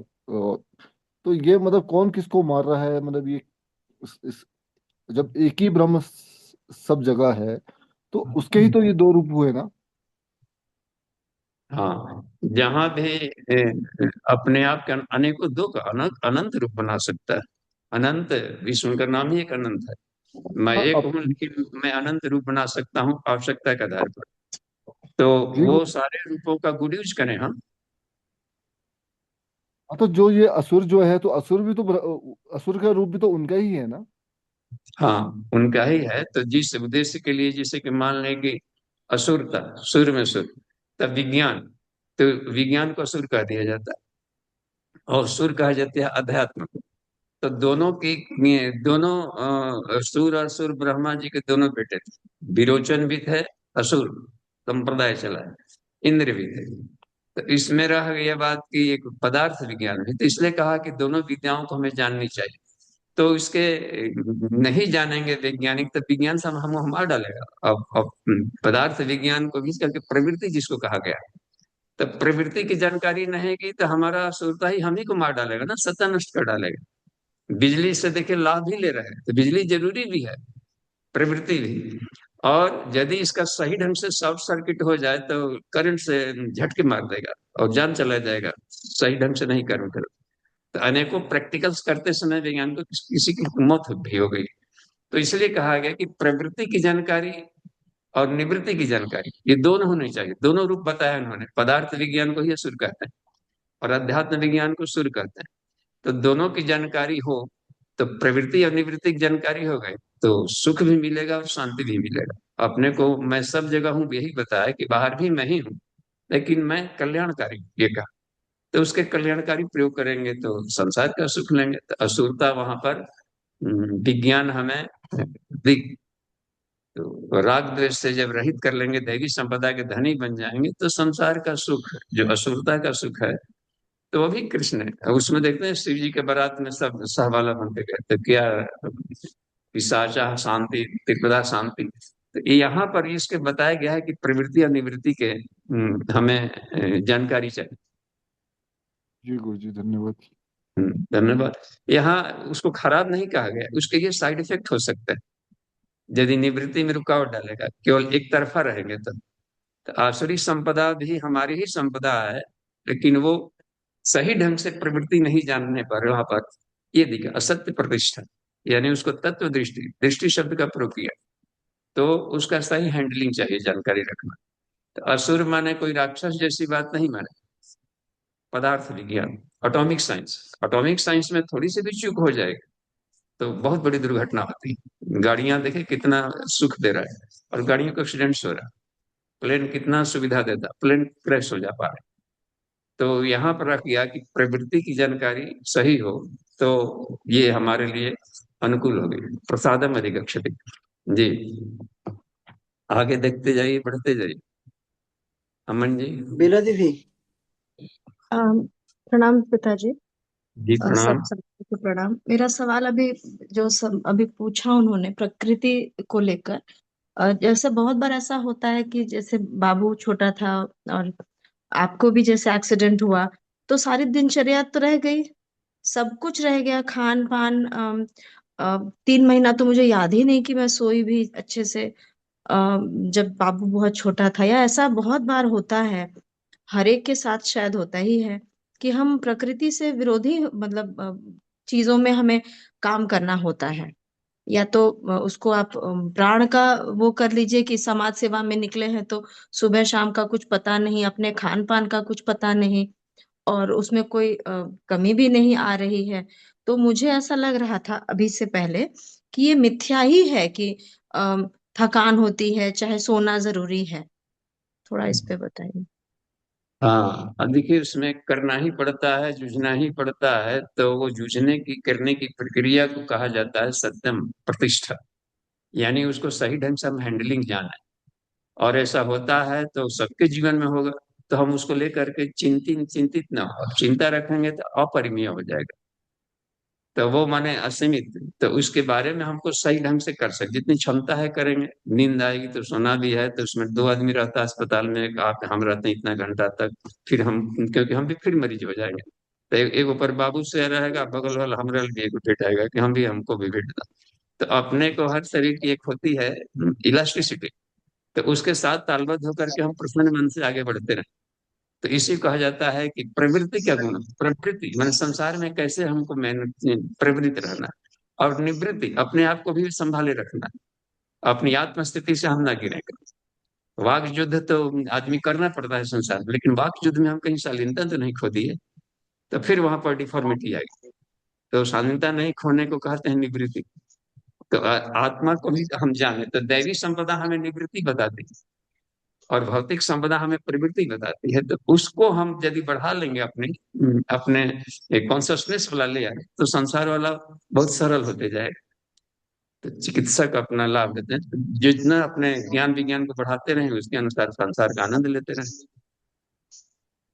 जी प्रणाम। जी प्रणाम। नेक्स्ट देखिए तो डॉक्टर साहब का है। बाबूजी प्रणाम।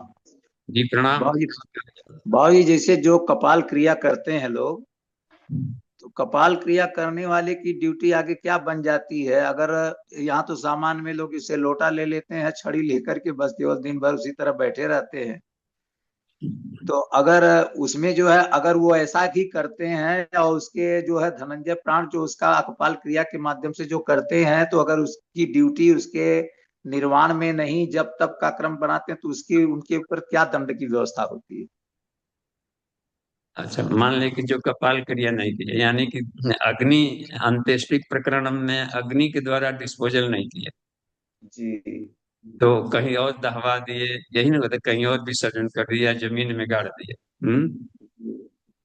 तो इनके बारे में जानना चाहा जा रहा है कि क्या किस, समझ नहीं पा रहे थे प्रश्न। नहीं नहीं, दोनों चीजें जो जो जो उसके कर्म में लगे रहते हैं लोग, तो उनकी आगे की क्या ड्यूटी है कि उसके जो है जो आत्मा गई है उसके निर्वाण के लिए क्या व्यवस्था जो ऋषियों ने बनाई है किस दृष्टि से, उसके हाँ, विषय में। तो इसमें यह कहा गया है कि डिस्पोजल का सबसे बढ़िया तरीका है एक तो अंत्येष्टि, क्योंकि हम शून्य थे और शून्य में विलीन हो, इन्हीं शरीरों से कि जमीन में गाड़ेंगे तो वहां पर सड़ेगा गलेगा, तो कहीं न कहीं पर वहां के उसमें टॉक्सिन ही बनाएगा। और यदि हमने छत पर फेंक दिया फील्ड आवर पर कि उस चिल्क हुआ काट कर चोंच में ले जाएंगे तो जहां तहां उसमें गिराएंगे ही वगैरह। पानी में भी दहवा देंगे तो मनुष्यों के मांस को फिर दूसरे जीव जंतु खाएंगे, जबकि उनके भोजन दूसरा वेराइटी का। तो एक ही निस्तार का बढ़िया रखा गया, यहाँ पर एक संस्कार रखा गया है, मरणोत्तर संस्कार प्रकरण, उसमें अंत्येष्टि भी आता है कि उसको हम वायुभूत करता है। तो थोड़े से ही जगह पर सारा का सारा वायुभूत हो गया, तो ये वैदिक शैली में रखा गया कि उसको हम वायुभूत करें। तो अब कपाल क्रिया जैसे कर दिए, तो अब शरीर तो था नहीं, तो जो निकल गए जीवात्मा, तो जब तक शरीर था तब तक भी पढ़ावे उसको, जन्म नहीं लिया है गर्भ में है, वहीं से शुरू कर दे पढ़ावे। तो जीवात्मा को पढ़ाया जा सकता है जन्म लेने से पहले से लेकर मरने के बाद तक।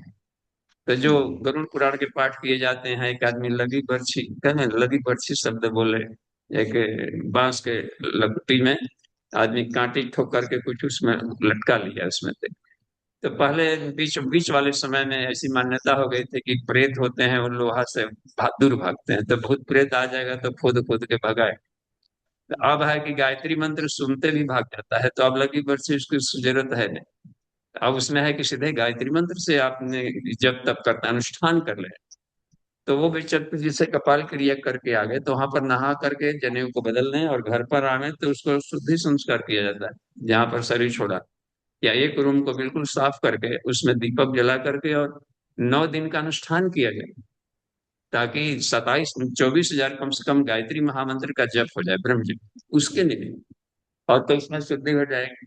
और जो घर के सदस्य लोग अपना टाइम निकाल कर कुछ समय दें उसमें बैठे।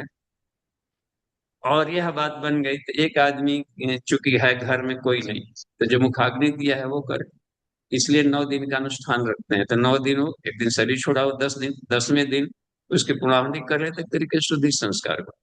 दूर दूर लोग रहते थे, चिट्ठी पत्री, इतने गाड़ियों की सुविधा नहीं थी प्लेन वगैरह की जल्दी आ सके, तो चिट्ठी जाएगा, चिट्ठी आएगा, तो 4 दिन चिट्ठी जाने में आने में, इस बीच में लोग आएंगे तो ऐसे भी 9 दिन लग जाता। तो अब रह गई बात कि उस दिन में उतना अनुष्ठान करने हम उनके लिए।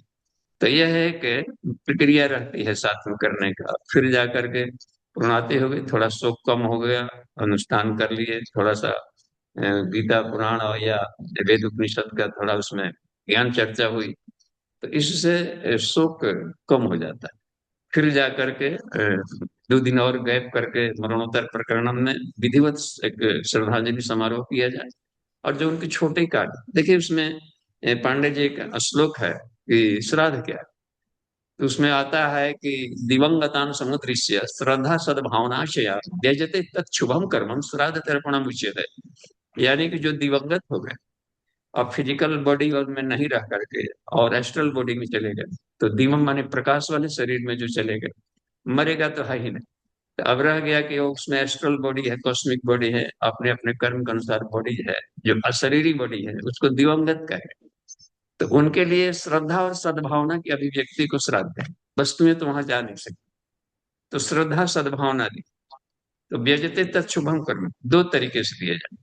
यदि वह कोई अच्छा काम करते करते बीच में छोड़कर चले गए, तो उनके छोड़े काम को हम पूरा करें, ये उनके प्रति श्रद्धांजलि।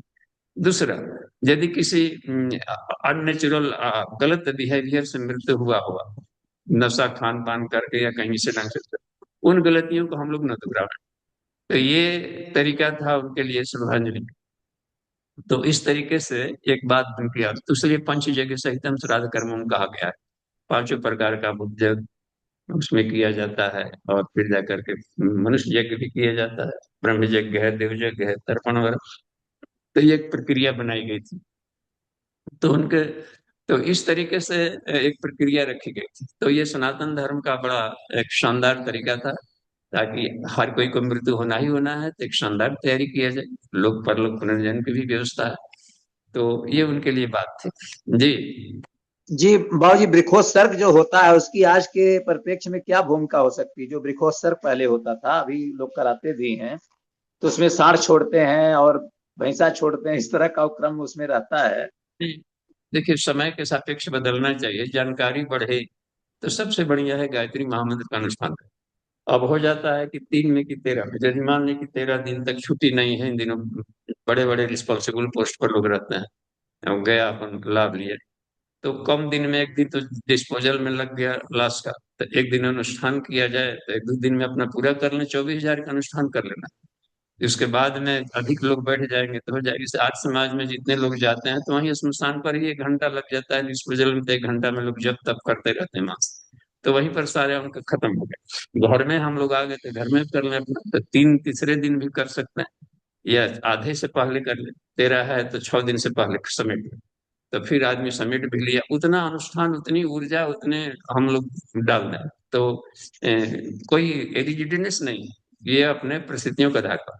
कुछ गुरुदेव का शरीर छूटा था तो केवल 2-3 घंटा, जो भी 3 घंटा लगा, उसके बाद सारे क्लासेस चलने लगे, ज्यों कहते हो कोई उसके लंबा प्रोसेस नहीं। तो ऐसे उसमें रख सकते हैं। तो इसको समेटने की प्रक्रिया ऐसे रखा गया है। तो वो प्रत्युत्पन्न मतित्व से अपने कल्चरल लाभ ले लें। नहीं बाबूजी, जैसे उसमें होता है एक वृक्षोत्सर्ग लोग कराते हैं, वृक्षोत्सर्ग या हम नहीं समझ पा रहे। एक बाबूजी, क्रिया, जैसे एक ये क्रिया पहले सांड चलती छोड़ने का है। बात कर रहे हैं जो आप उसमें। अमन जी आप बताइए, तो क्या बता पूछना चाह रहे बाबूजी, ये सांड छोड़ने वाली वो कर रहे हैं कि सांड छोड़ देते हैं ना, तो पहले गाय के झुंड में एक सांड छोड़ा जाता था। हैं? ओ, हाँ, तो ये पुण्य कर्म के लिए है। अब सब रखे रहेंगे तो नेचुरल इंसेमिनेशन के लिए है। सारे छोड़ दिए तो सारे बैलों का आप केवल खेती बाड़ी करके बधिया करके न कर, फिर नस्ल खत्म हो जाएगा। तो सांड छोड़ते हैं तो नेचुरल इंसेमिनेशन के लिए, जिसके कोई गाय है उसको पाल की जरूरत पड़ गई, तो नेचुरल सांडों को खोजते चलते थे कि हाँ घूमर रहा है, उसको लाभ लो। तो ये भी उसके लिए बात बनती थी, वो भी सांस्कृतिक ही है कि हमारा कहीं ऐसा नहीं हो कि फिर साढ़े ही ना मिल पावे, कहीं नेचुरल इंसेमिनेशन जिनको करना है उनके लिए, तो देसी नस्ल खत्म ही ना हो। तो इसके लिए कुछ पुण्य कार्य में ही आता था ये। जी आज के परिप्रेक्ष्य में बाबूजी तो वो बेकार है। जैसे मान लीजिए सांड छोड़ेंगे तो किसी का फल वो फसलों को नुकसान करता है, तो लोग गाली भी देते हैं, उनकी उपयोगिता हाँ, भी नहीं है। आज आज के समय में सरल उपाय बताए हैं, उनके नाम से 10 पौधे पेड़ लगा दिए, 5 पेड़ लगा दे। तो जी समय के बाबूजी। सापेक्ष में कर ले, पितरों के नाम से कुछ कर दे, अपने गांव की गद्दियां हैं तो उसको भी कम से कम ठीक कर दे। अब जब करेगी तो सरकार ही करेगी, उस पर क्यों आश्रित करे, कब करेगी, कब प्लानिंग होगा, कैसा होगा। तो मिल करके उससे कोई चौड़ीकरण रखें, अपना साफ सुथरा आने जाने वाले। पितरों के नाम पर भी आदमी हर साल हर गांव में कोई ना कोई व्यक्ति मरता है, तो समझिए कितना गांव का सौंदर्यीकरण हो जाएगा, ठीक रहेगा। जी बाबूजी, जी प्रणाम। बाबूजी, तो अभी बाबूजी हमारे प्रणाम। पास 3 हैंड रेज और हैं, और हमारे पास जो है 6 मिनट का समय बचा है। जी हाँ, सुमन दो दीदी। दो। प्रणाम बाबूजी। बाबूजी, प्रणाम। 8 9 10 का मंत्र जो बोल रहा है, यही बोल रहा है कि ऊपर ऊपर हम देखते हैं। ये मिथ्या ज्ञान जो बोल रहे हैं कि अपनी, और हम सेल्फ सुसाइड ही करते हैं, नष्टात्मनो अल्प बुद्ध्य। तो अपना सेल्फ सुसाइड तो तुरंत नहीं पता चलता है, क्योंकि हम ऊपर ही देख रहे हैं और हम जी संसार का हानि कर रहे हैं, जगत का हाँ। अहित कर रहे हैं। तो गुरुदेव ने भी यही बोला है कि ये संसार इतना सुंदर है, उसका नाश नहीं किया जा सकता, इसीलिए गुरुदेव इतना किए हैं, मतलब जो भी किए हैं, बहुत किए हैं। तो ये 3 मंत्र यही कहता है कि ऊपर ऊपर नहीं सोचना, अपनी बुद्धि को थोड़ा तीक्ष्ण करके सोचना है कि आखिर ये कैसे होता है, क्या होता है। हाँ, हाँ, ठीक है। तो ये और आप कन्वर्सेशन में ये बताए कि ज्ञान नहीं दिया उसके पिता ने, उसको भृगु को बोला क्या कि भृगु ने उसको बोला कि तप करो, और उसने तप किया। गुरुदेव भी बोलते हैं कि औसत भारतीय का जीवन जीना है। हमने एमबीए नहीं किया, हमने कुछ नहीं किया, हम भी कर सकते थे, गुरुदेव बोलते हैं। लेकिन आज के डेट में ये पॉसिबल नहीं है बाबूजी। आज के डेट में हमको एग्जाम देना ही होगा, हमको ऑफिस जाना ही है, लेट नाइट सिटिंग करना ही है, खाना ही। तो हम तब कैसे करेंगे? उस समय क्या था, एकदम जंगल में चला जाता था कोना में और जाके तप करने लगता था। कोई मिनिमम रिक्वायरमेंट, मिनिमम सब कुछ, पूरा टाइम था। अभी तो टाइम ही नहीं मिलता है बाबूजी। और हम प्रकृति के विरुद्ध ही जाते हैं। 11 बजे सोएंगे, 5 बजे उठेंगे। तो इस पर हाँ थोड़ा तो प्रकाश डालिए। ये टिल डेथ ये बना रहेगा। ये जो दुख कष्ट है, खीज है, चिंता है, ये बनी रहेगी। तो तो अब आज क्या के करें? इसका क्या उपाय है बाबूजी? ठीक है, इसको ऐसे करें। जैसे मान ले कि जाना है, पढ़ाने जाना है, बताना है, इसको इसको करे कि इसको समझा। तो समझाने के पहले खुद तो जानना पड़ेगा कि क्या कहना है। तो खुद जानने की प्रक्रिया तप में आता है। वो आता है ना स्वाध्याय अर्जन तप। तपस्या के जो प्रकार आ गए, तो उसमें उसको अर्जन तप कहते हैं। प्रेमचंद नहीं तो बात ही कोई नहीं मानेगा। वो तो अपने भी गया समझाने और जाके झगड़ा लगा के आ गया। गया था समझाने, एक दादी माँ गई थी, मर गया था, रो रहे थे कि रो मत बेटी, चुप हो जा। फिर कहीं अभी मरना था, इतना नाती पे छोड़ के मर गए। अच्छा चुप हो जाते। अब देखिए उसको शैली नहीं मालूम है, भाव अच्छा है फिर भी नहीं। इसको कहते हैं कि इसको सीखना पड़ता है। तो लोक सेवियों के लिए आगे जाने के पहले इसलिए रखा गया था, गुरुकुल रखे जाते थे कि हम बता देंगे कि प्रवास में निकलना है, रिटायरमेंट हो गया है, तो कुछ योग्यता बढ़ा ले। तो उसको भी तप में आते हैं, अपने आप को कि क्या कहना है, क्या बोलना है। तो जैसे भी तैयारी करना है, पढ़ना लिखना सब तप में है।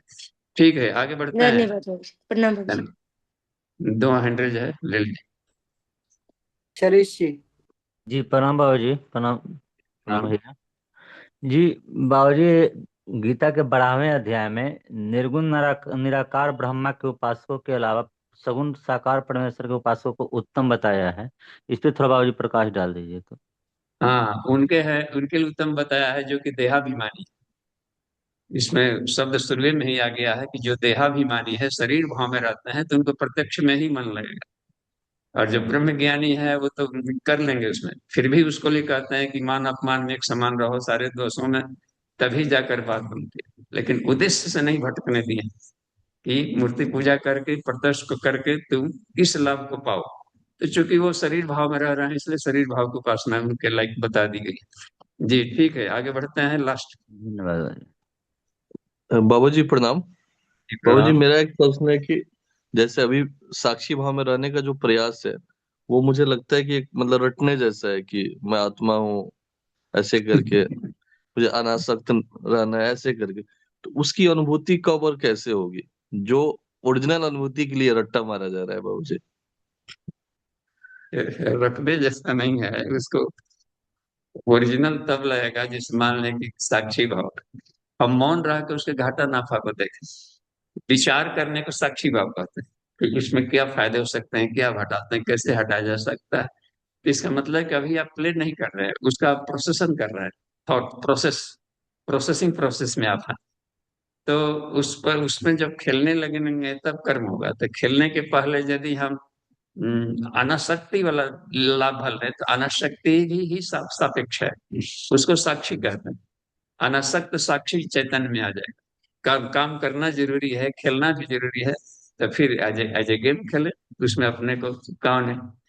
तो अपना का दृष्टा भाव बना हुआ रहता है करते समय कि मैं अब शिक्षक हैं तो अपने शिक्षकत्व का अब याद रहना चाहिए कि हमें बच्चों की तरह बिहेवियर नहीं करना है। हमें बच्चे रोने लगते हैं तो हम भी मास्टर, हम भी रोने लगेंगे तो ये ठीक नहीं लगेगा। तो अपने आप के गरिमा का याद करते रहना, ये दृष्टि बना रहता है साक्षी भाव। तो अपने आत्मा को कि आत्मा की गरिमा को गिराने वाला ना हमारे कोई भी व्यवहार। तो वो भी साक्षी चैतन्य कहलाएगा। जी ठीक है, शांति पाठ अभी कर लेते हैं, समय हो गया। ओ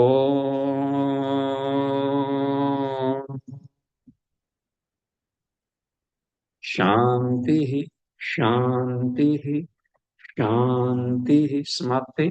प्रणाम।